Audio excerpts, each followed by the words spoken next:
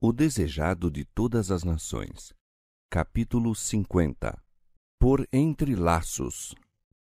Este capítulo se baseia em João capítulo 7, versos 16 a 36, versos 40 a 53 e capítulo 8, versos 1 a 11. Todo o tempo que Jesus passou em Jerusalém foi vigiado de perto por espias. Dia a dia eram tentados novos ardis para reduzi-lo ao silêncio. Os sacerdotes e principais estavam à espreita para o enlaçar. Faziam planos para detê-lo por violência, mas isto não era tudo. Queriam humilhar diante do povo esse rabi galileu. No primeiro dia de seu aparecimento na festa, haviam se dirigido a ele perguntando com que autoridade ensinava. Queriam desviar a atenção que convergia para ele para a questão do direito que tinha de ensinar e assim para a importância e autoridade deles próprios. A minha doutrina não é minha, disse Jesus, mas daquele que me enviou. Se alguém quiser fazer a vontade dele, pela mesma doutrina conhecerá se ela é de Deus ou se eu falo de mim mesmo. Jesus enfrentava a esses cavilosos, não respondendo ao seu ardil, mas revelando a verdade vital à salvação da alma. A percepção e apreço da verdade, disse ele, depende menos da mente que do coração. A verdade deve ser recebida na alma, exige a homenagem da vontade. Se a verdade pudesse ser submetida unicamente à razão, o orgulho não serviria de obstáculo à recepção da mesma, mas deve ser recebida mediante o operar da graça no coração, e sua recepção depende da renúncia de todo o pecado que o Espírito de Deus revela. As vantagens do homem para obter o conhecimento da verdade, por grandes que sejam, não lhe aproveitarão coisa alguma, a menos que o coração esteja aberto para receber a mesma verdade e haja conscienciosa renúncia de todo hábito e prática opostos a seus princípios. Aos que assim se entregam a Deus, tendo sincero desejo de conhecer e fazer-lhe a vontade, a verdade se revela como o poder divino para a salvação. Esses serão capazes de distinguir entre o que fala por Deus e o que fala de si mesmo. Os fariseus não puseram sua vontade ao lado da vontade divina. Não buscavam conhecer a verdade, mas procuravam uma desculpa para a ela se esquivar. Cristo mostrou que era por isso que não lhe entendiam os ensinos. Deu então uma prova pela qual o verdadeiro mestre devia ser distinguido do enganador. Quem fala de si mesmo busca a sua própria glória, mas o que busca a glória daquele que o enviou, esse é verdadeiro e não há nele injustiça. O que busca a sua própria glória está falando apenas de si mesmo. O espírito de interesse egoísta traz sua origem. Mas Cristo buscava a glória de Deus, falava as palavras de Deus. Tal era o testemunho de sua autoridade como mestre da verdade eterna. Cristo deu aos rabis uma prova de sua divindade, mostrando que lia o coração deles. Sempre, desde a cura de Betesda, vinham tramando sua morte. Estavam assim quebrantando a lei que professavam defender. Não vos deu Moisés a lei? Disse ele, e nenhum de vós observa a lei. Por que procurais matar-me? Como relâmpago, essas palavras revelaram aos rabis o abismo de ruína em que estavam a ponto de imergir. Sentiram-se por um instante cheios de terror. Viram achar-se em luta com o poder infinito, mas não queriam ser advertidos. A fim de manter sua influência sobre o povo, era preciso ocultar os desígnios homicidas que tinham. Fugindo à pergunta de Jesus, exclamaram: Tens demônio! Quem procura matar-te? Insinuavam que as maravilhosas obras de Jesus eram incitadas por um mau espírito. A essa insinuação, Cristo não deu ouvidos. Continuou a demonstrar que sua obra de cura em Betesda estava em harmonia com a lei do sábado e justificava-se pela interpretação dada pelos próprios judeus à lei. Disse ele: pelo motivo de que Moisés vos deu a circuncisão, no sábado circuncidais um homem. Segundo a lei, toda criança devia ser circuncidada ao 8º dia. Se o tempo designado caísse no sábado, o rito devia, contudo, ser cumprido. Quanto mais deve estar em harmonia com o espírito da lei, curar de todo um homem no sábado? E advertiu-os a não julgar segundo as aparências, mas segundo a reta verdade. Os principais emudeceram, e muitos dentre o povo exclamaram: não é este o que procuram matar? E ei-lo aí está falando abertamente e nada lhe dizem. Porventura sabem verdadeiramente os príncipes que este é o Cristo? Muitos dentre os ouvintes de Cristo, moradores em Jerusalém, não ignoravam as tramas dos principais contra ele e por uma força irresistível sentiram-se atraídos para Jesus. Assaltava-os a convicção de que ele era o Filho de Deus. Mas Satanás achava-se pronto a sugerir dúvidas, e para isso estava o caminho preparado pelas próprias ideias errôneas que tinham quanto ao Messias e sua vinda. Acreditava-se em geral que Cristo havia de nascer em Belém, mas depois de algum tempo desapareceria e, à sua segunda aparição, ninguém saberia de onde ele vinha. Não poucos sustentavam que o Messias não teria nenhum parentesco natural com a humanidade. E devido ao conceito popular de a glória do Messias não se cumprir em Jesus de Nazaré, muitos deram ouvidos à sugestão. Todavia, bem sabemos de onde este é, mas, quando vier o Cristo, ninguém saberá de onde ele é. Ao assim vacilarem entre a dúvida e a fé, Jesus lhes descobriu os pensamentos e lhes respondeu: vós conhecei-me e sabeis de onde sou. E eu não vim de mim mesmo, mas aquele que me enviou é verdadeiro, o qual vós não conheceis. Pretendiam saber qual deveria ser a origem de Cristo, mas achavam-se em completa ignorância da mesma. Houvessem vivido em harmonia com a vontade de Deus, e teriam conhecido seu Filho quando este se lhes manifestou. Os ouvintes não podiam deixar de entender as palavras de Cristo. Eram claramente uma repetição do que pretendera em presença do Sinédrio muitos meses atrás, quando se declarara o Filho de Deus. Como os principais haviam então procurado tramar-lhe a morte, assim tentavam agora apoderar-se dele. Foram impedidos, porém, por invisível poder que lhes pôs limite à fúria, dizendo-lhes: até aí irás, e não mais adiante. Entre o povo, muitos creram nele e diziam: quando Cristo vier, fará ainda mais sinais do que os que este tem feito? Os chefes dos fariseus, que observavam ansiosamente a marcha dos acontecimentos, notaram as expressões de simpatia entre a multidão. Correndo para o chefe dos sacerdotes, formularam seus planos para o prenderem. Combinaram, entretanto, apoderar-se dele quando estivesse só, pois não ousavam prendê-lo em presença do povo. Outra vez tornou Jesus manifesto que lhes lia o desígnio.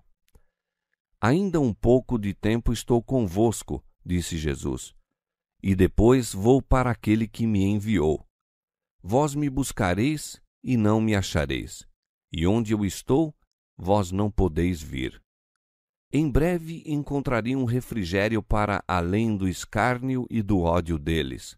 Subiria para o Pai, para ser novamente o adorado dos anjos, e ali jamais poderiam chegar seus assassinos. Os rabinos zombeteiramente disseram: para onde irá este que o não acharemos? Irá porventura para os dispersos entre os gregos e ensinará aos gregos? Mal pensavam esses cavilosos que em suas escarnecedoras palavras descreviam a missão de Cristo.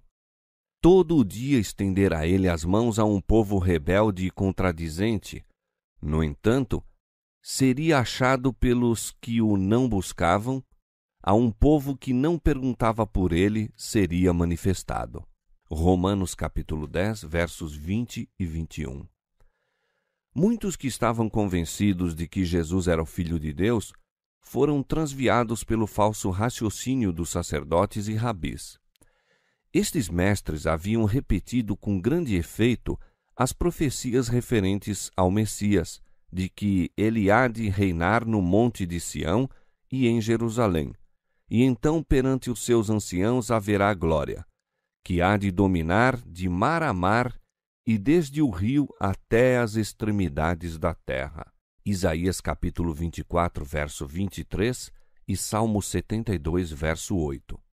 Faziam então comparações desdenhosas entre a glória aí descrita e a humilde aparência de Jesus. As próprias palavras da profecia eram pervertidas de modo a sancionar o erro. Houvesse o povo com sinceridade estudado a palavra por si mesmo, e não se teria transviado. O capítulo 61 de Isaías testifica que Cristo havia de fazer a própria obra que realizou. O capítulo 53 apresenta sua rejeição e sofrimentos no mundo, e o 59 descreve o caráter dos sacerdotes e rabinos. Deus não força os homens a abandonarem sua incredulidade. Acha-se perante eles a luz e as trevas, a verdade e o erro. Cumpre-lhes decidir qual aceitarão. O espírito humano é dotado da faculdade de discriminar entre a verdade e o erro. É o desígnio de Deus que não se decidam por impulso, mas pelo peso da evidência, comparando cuidadosamente escritura com escritura.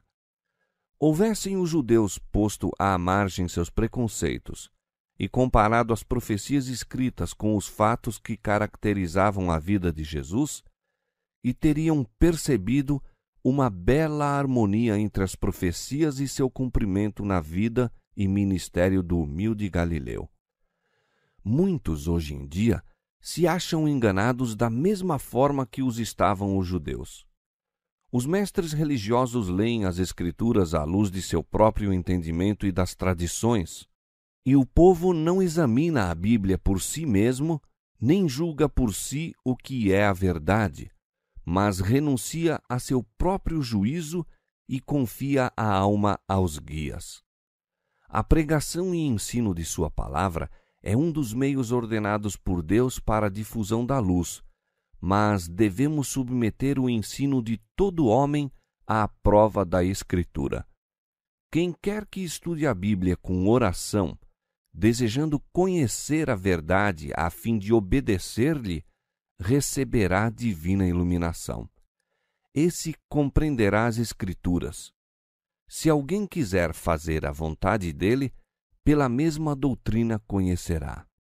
No último dia da festa, os oficiais enviados pelos sacerdotes e principais para prenderem a Jesus voltaram sem ele. Foram raivosamente interrogados. Por que o não trouxestes? Com solene expressão responderam: Nunca homem algum falou assim como este homem. Endurecidos como se achavam seus corações, abrandaram-se às palavras dele. Enquanto Jesus estava falando no pátio do templo, haviam vagueado ali por perto a fim de descobrir qualquer coisa que pudesse ser voltada contra ele. Escutando-o, porém, esqueceram o objetivo para o qual ali os tinham enviado. Ficaram como arrebatados. Cristo revelou-se-lhes a alma. Viram aquilo que sacerdotes e principais não queriam ver, a humanidade inundada com a glória da divindade. Voltaram tão cheios desse pensamento, tão impressionados por suas palavras, que, ante a pergunta Por que não o trouxestes? Só puderam replicar: Nunca homem algum falou assim como este homem.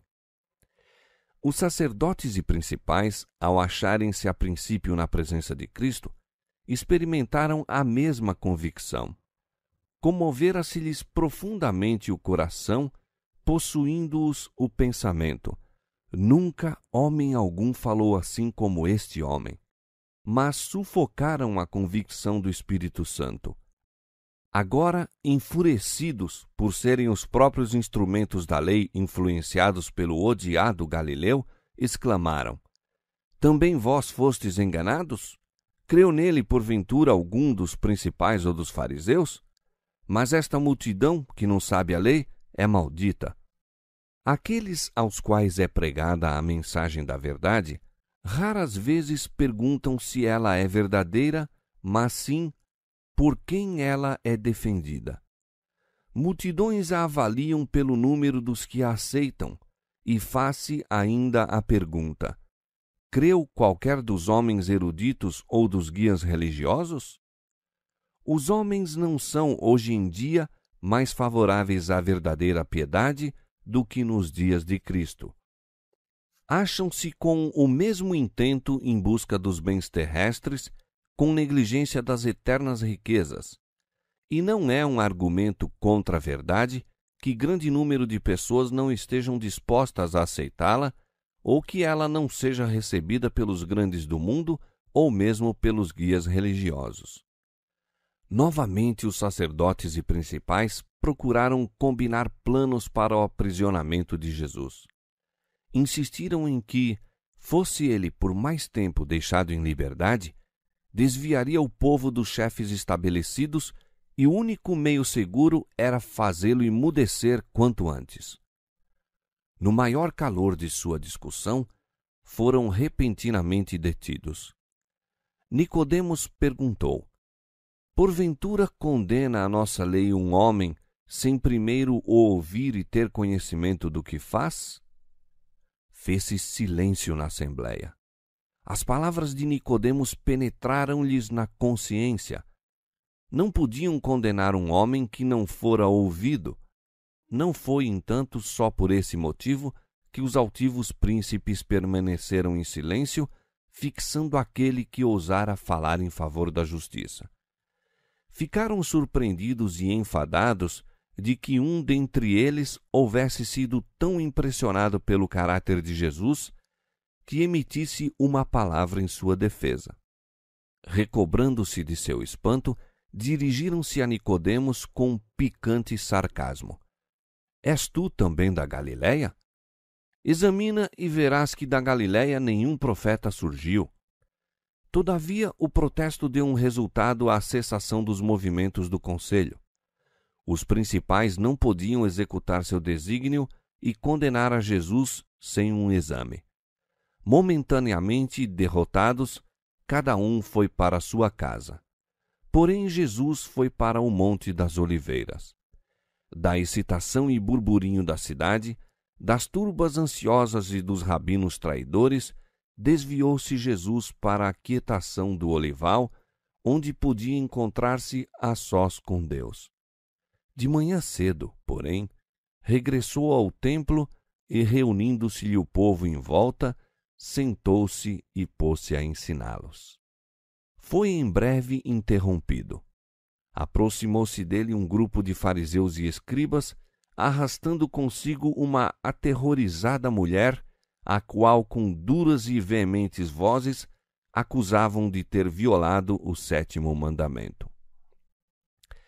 Havendo-a empurrado para a presença de Jesus, disseram-lhe com hipócrita manifestação de respeito: Na lei nos mandou Moisés que as tais sejam apedrejadas. Tu, pois, que dizes? Sua fingida reverência ocultava um laço fundamente armado para sua ruína. Lançaram mão dessa oportunidade para garantir-lhe a condenação, julgando que, fosse qual fosse a decisão que ele desse, haviam de achar ocasião de acusá-lo. Se absolvesse a mulher, seria acusado de desprezar a lei de Moisés. Declarasse-a ele digna de morte, e seria denunciado aos romanos como assumindo autoridade que só a eles pertencia. Jesus contemplou um momento a cena. A trêmula vítima em sua vergonha, os mal encarados dignitários, destituídos da própria simpatia humana. Seu espírito de imaculada pureza recuou do espetáculo. Bem sabia para que fim fora levado esse caso. Lia o coração e conhecia o caráter e a história da vida de cada um dos que se achavam em sua presença. Esses pretensos guardas da justiça haviam eles próprios induzido a vítima ao pecado a fim de deitarem a Jesus uma armadilha. Sem dar nenhum indício de lhes haver escutado a pergunta, inclinou-se e, fixando no chão o olhar, começou a escrever na terra. Impacientes ante sua demora e aparente indiferença, os acusadores aproximaram-se, insistindo em lhe atrair a atenção sobre o assunto. Ao seguirem, porém, com a vista o olhar de Jesus, fixaram-na na areia aos seus pés e transmudou-se-lhes o semblante. Ali, traçados perante eles, achavam-se os criminosos segredos de sua própria vida. O povo, olhando, reparou na súbita mudança de expressão e adiantou-se para descobrir o que estavam eles olhando com tal espanto e vergonha. Com toda a sua professada reverência pela lei, esses rabis, ao trazerem a acusação contra a mulher, estavam desatendendo às exigências da mesma. Era dever do marido mover ação contra ela e as partes culpadas deviam ser igualmente punidas. A ação dos acusadores era de todo carecida de autorização. Entretanto, Jesus os rebateu com as próprias armas deles. A lei especificava que, nas mortes por apedrejamento, as testemunhas do caso fossem as primeiras a lançar a pedra. Erguendo-se, então, e fixando os olhos nos anciãos autores da trama, disse Jesus: Aquele que dentre vós está sem pecado, seja o primeiro que atire pedra contra ela. E, inclinando-se, continuou a escrever no chão. Não pusera de lado a lei dada por Moisés, nem fora de encontro à autoridade de Roma. Os acusadores haviam sido derrotados. Então, rotas as vestes da pretendida santidade, ficaram culpados e condenados em presença da infinita pureza. Tremeram de que as ocultas iniquidades de sua vida fossem expostas à multidão, e, um a um, cabisbaixos e confusos, foram se afastando silenciosos, deixando a vítima com o compassivo Salvador. Jesus se ergueu e, olhando para a mulher, disse: Mulher, onde estão aqueles teus acusadores? Ninguém te condenou? E ela disse: Ninguém, Senhor. E disse-lhe Jesus: Nem eu também te condeno. Vai-te e não peques mais. A mulher estivera toda curvada, possuída de temor diante de Jesus. Suas palavras: Aquele que dentre vós está sem pecado, seja o primeiro que atire pedra contra ela, haviam-lhe soado qual sentença de morte. Não ousava levantar os olhos para o rosto do Salvador, mas aguardava em silêncio a condenação. Atônita, viu os acusadores partirem mudos e confundidos. Então chegaram-lhe aos ouvidos as palavras de esperança: Nem eu também te condeno. Vai-te e não peques mais. Comoveu-se-lhe o coração e ela se atirou aos pés de Jesus, soluçando em seu reconhecido amor e confessando com amargo pranto os seus pecados. Isto foi para ela o início de uma nova vida, vida de pureza e paz, devotada ao serviço de Deus. No erguimento dessa alma caída, operou Jesus um milagre maior do que na cura da mais grave enfermidade física. Curou a moléstia espiritual que traz a morte eterna. Essa arrependida mulher tornou-se um de seus mais firmes seguidores. Com abnegado amor e devoção, retribuiu-lhe a perdoadora misericórdia. Em seu ato de perdoar a essa mulher e animá-la a viver a vida melhor, resplandece na beleza da perfeita justiça o caráter de Jesus. Conquanto não use de paliativos com o pecado, nem minore o sentimento da culpa, procura não condenar, mas salvar. O mundo não tinha senão desprezo e zombaria para essa transviada mulher, mas Jesus profere palavras de conforto e esperança. O inocente se compadece da fraqueza da pecadora e estende-lhe a mão pronta a ajudar. Ao passo que os fariseus hipócritas denunciam, Jesus lhe recomenda: vai-te e não peques mais. Não é seguidor de Cristo aquele que, desviando os olhos, se afasta do transviado, deixando-o sem advertência prosseguir em sua degradante carreira. Os que são mais prontos a acusar a outros e zelosos em os levar à justiça são frequentemente em sua própria vida mais culpados que eles. Os homens aborrecem o pecador, ao passo que amam o pecado. Cristo aborrece o pecado, mas ama o pecador. Será esse o espírito de todos quantos o seguem. O amor cristão é tardio em censurar, pronto a perceber o arrependimento, pronto a perdoar, a animar, a pôr o transviado na vereda da santidade e nela firmar-lhe os pés.